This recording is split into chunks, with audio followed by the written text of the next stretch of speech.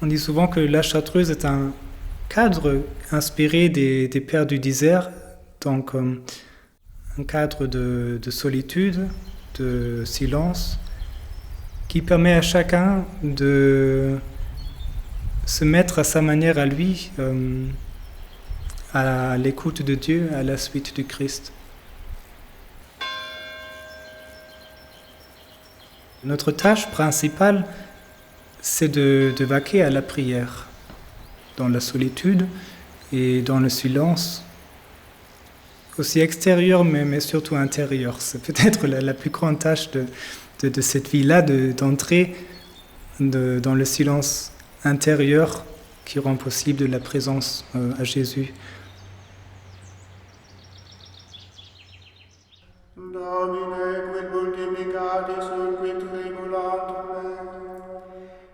Dont le maçon, nos révérends pères, a très bien défini les différentes protections, les différents remparts. Il y a le désert géographique autour du monastère, il y a la clôture, le mur de clôture autour du monastère, et pour les pères au cloître, la clôture de la cellule, comme s'il y avait une espèce de montée progressive jusqu'au sanctuaire. Donc ça fait une triple clôture, si on peut dire, mais pour précisément permettre de garder au maximum le plus important, qui est la clôture du cœur, la clôture intérieure, ce que les pères du désert et les moines après eux ont beaucoup développé, enfin tout le thème de la garde du cœur. C'est ça le plus important.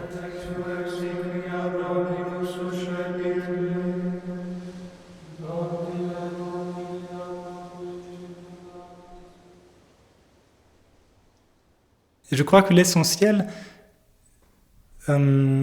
c'est vraiment cette intimité avec le Christ à laquelle il nous invite et qui en Chartreuse, je dirais,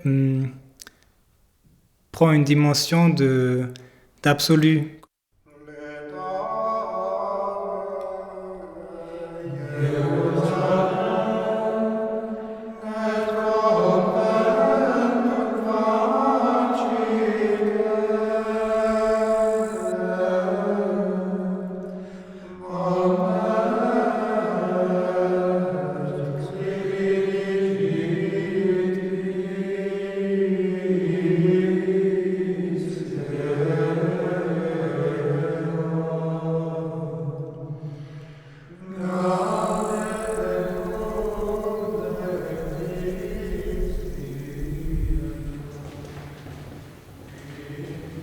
Quand je suis rentré avant, moi, quand j'étais prêtre, j'avais des paroissiens qui, pour eux, la solitude, c'est vraiment quelque chose de difficile.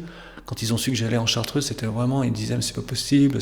Pour eux, c'était vraiment l'horreur, quoi, d'aller vivre dans une vie solitaire. Non, au contraire, pour moi, c'est le rêve. Enfin, c'est pas du tout quelque chose d'impossible. Non, je crois qu'il faut être appelé à ça. Il faut avoir les aptitudes, aussi certaines aptitudes naturelles. La plus grande partie de la journée se passe en solitude dans la cellule.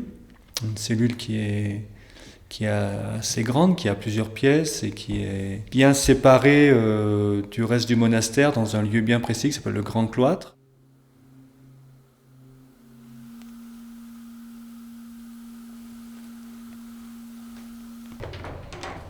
Il y a vraiment une vraie austérité, quelque chose d'assez rigoureux, quelque chose d'assez radical, surtout au niveau de la séparation d'avec le monde.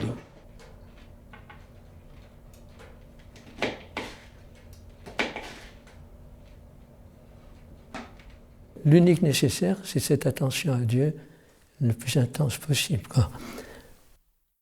Mais en plus, ce qui est l'essentiel pour une vocation, c'est d'avoir découvert dans ce silence une rencontre avec Dieu.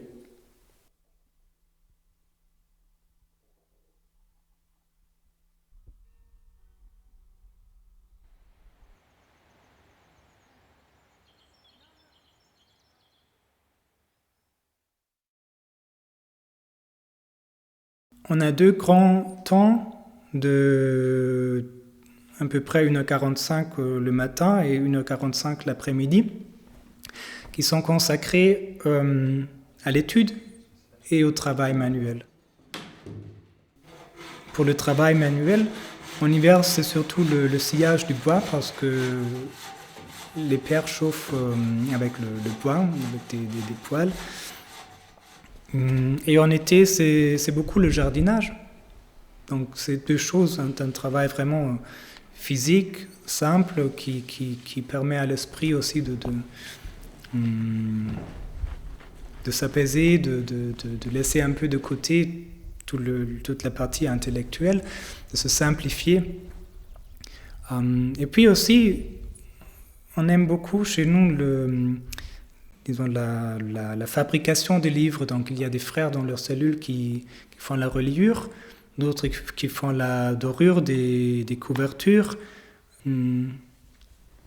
Et donc, je dirais que ces trois choses-là sont un peu les principales activités manuelles, mais il y a toujours aussi d'autres.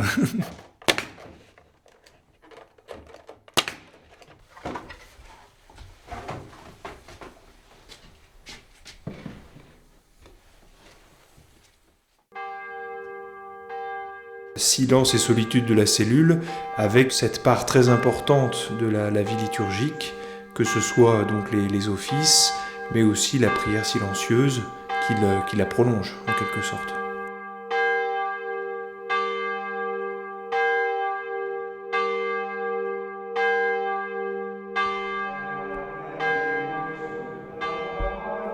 Et celle qui structure la journée de la manière la plus évidente, je dirais, c'est la prière liturgique.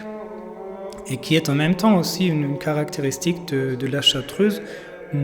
Cette prière liturgique de l'Église, donc le chant des psaumes surtout, tout au long de la journée, elle nous rassemble 3 fois par jour à l'Église, où tous les pères réunis chantent les offices canoniques. Donc d'abord les matines et les laudes à minuit à l'église.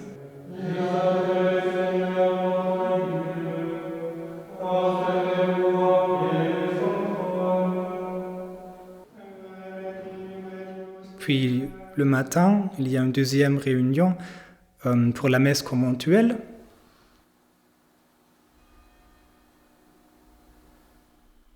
En plus de cela, chacun des pères célèbre une messe en solitude, où chacun a une chapelle qui lui est désignée.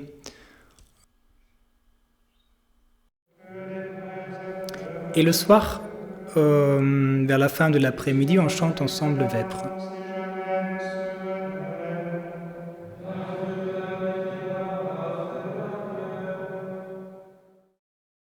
C'est ce qui est très marquant, c'est frappant en tout cas pour moi, c'est qu'on voit Bruno est un vrai ermite. D'ailleurs, on le surnommait l'ermite qui est venu ici.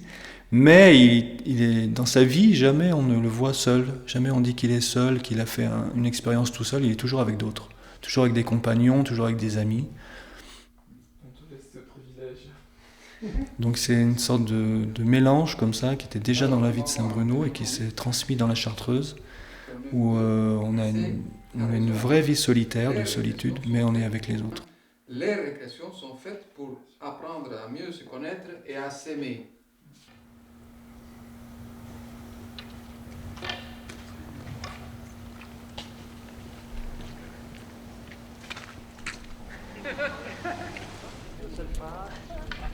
Tous les lundis, nous sortons, nous marchons ensemble pendant l'après-midi, pendant 4 heures de marche, et nous marchons 2 par 2, ce qui fait que nous pouvons avoir des discussions avec des confrères, et parfois très profondes. C'est un moment très fort et qui fait grandir beaucoup la communion, ça.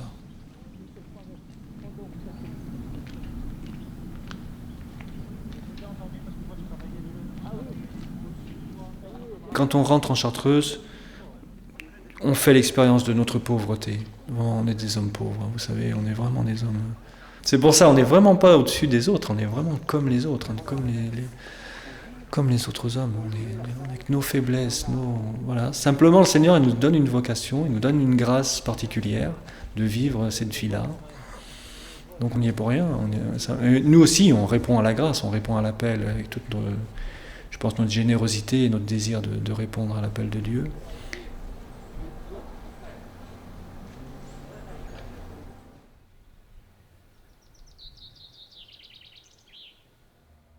La vie des pères, elle est justement rendue possible par la vie des frères et vice-versa. C'est-à-dire, les pères dans leur cellule ont absolument besoin des frères qui leur préparent et même apportent la nourriture, qui s'occupent de l'entretien du monastère, de la préparation du bois de chauffage, etc. Donc de toute la vie, de toute la subsistance matérielle du monastère et de chacun des pères. Et vice-versa, aussi les frères ont besoin des pères, surtout pour les sacrements, donc pour la célébration eucharistique chaque matin, mais aussi bien sûr pour la confession. Donc il y a une sorte de réciprocité dans les services, les uns des services plutôt matériels, les autres les services sacerdotaux, qui unissent de manière très très profonde la communauté. En plus de cela aussi, le repas commun que nous prenons tous les dimanches à midi et toutes les solennités, où tous, pères et frères ensemble, sont réunis. Dans l'église, du 18 au 25 septembre, semaine mondiale de prière pour la paix intéressante. On pourra regarder si c'est... Et il y a aussi à quelques moments de l'année des récréations de toute la communauté, où donc aussi pères et frères sont ensemble pour une bonne heure d'échange. Je sais plus, non, c'est lié à Dieu, c'est pas comme Saint-Jean,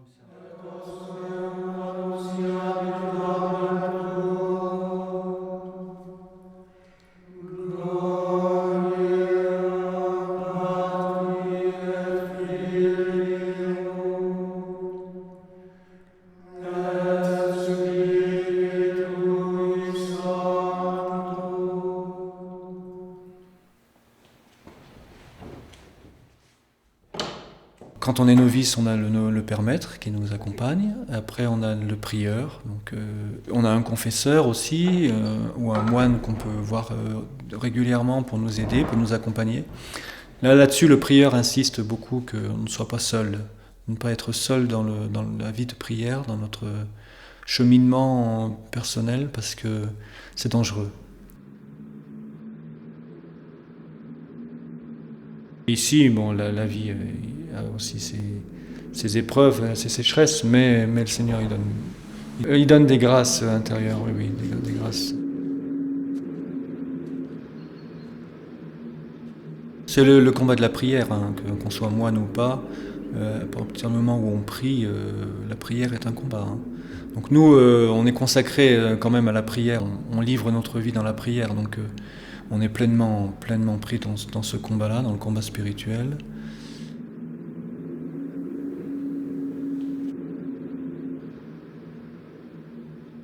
Oui, il y a toujours le combat de tous les jours, et souvent même de toutes les heures, mais qui, disons, est un combat, une sorte de préférence continuelle du Christ. C'est-à-dire, on a toujours ces inclinations, je crois, vers un peu de paresse, un peu de laisser aller, un peu de légèreté, un peu de se paître dans ses souvenirs ou dans la pensée de ce qu'on pourrait faire maintenant dans le monde.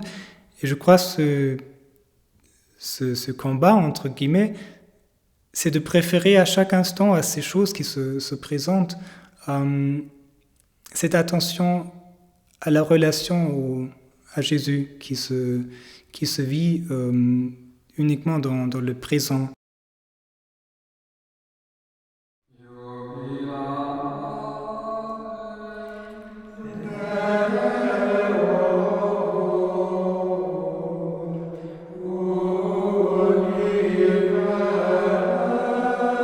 C'est une vie très belle, très exaltante et très exigeante. L'un ne va pas sans l'autre. Si je n'avais pas cette certitude que le Christ me désire dans ce que je fais tous les jours et à chaque moment, et donc que tout ce que je fais me devient un moyen de m'unir à lui et de vivre en sa présence. Je crois que sans cela, je ne verrais que l'aspect de ce à quoi j'ai renoncé, donc à une famille, donc non seulement à ma famille d'où je viens, mais aussi à la famille que j'aurais pu fonder, à tous mes amis, à un travail dans le monde. Mais en même temps, je fais l'expérience que cette présence du Christ et cette intimité qui est rendue possible par la vie en Chartreuse et qui a besoin de ces renoncements pour une plus grande liberté intérieure, elle récompense 1000 fois tout ce qu'on a quitté, si on peut dire.